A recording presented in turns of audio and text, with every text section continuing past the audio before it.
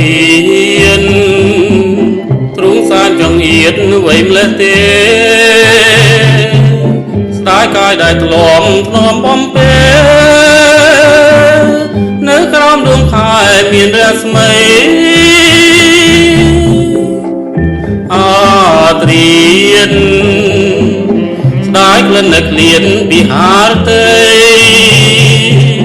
ស្រណោស្រណោសោកអាឡ័យ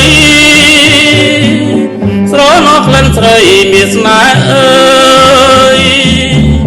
នឹងឃើញជានិញ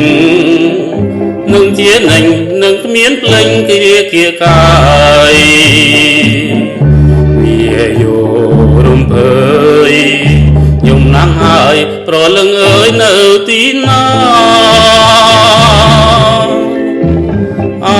ត្រៀនមិនគួរអូនក្លៀនពីអរាបើសិនជាក្លៀនដោយចេតនាលោកស្ដីប្រាថ្នាប្រែន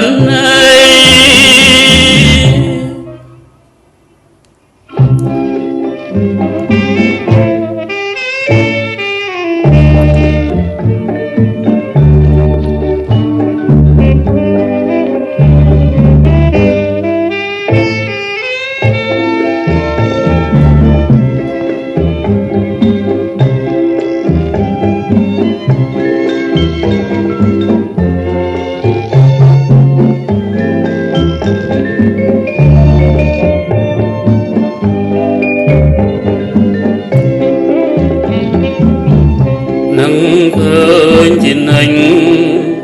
នឹងជានិញនឹងគ្មានភ្លេងគ្រាគៀកាយវាយោ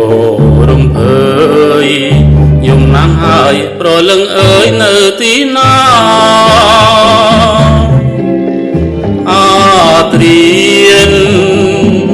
មិនគួរអូនក្លៀនពីអរាបើសិនជាក្លៀនដោយចេតនាលោកស្ដីប្រាថ្នាប្រែន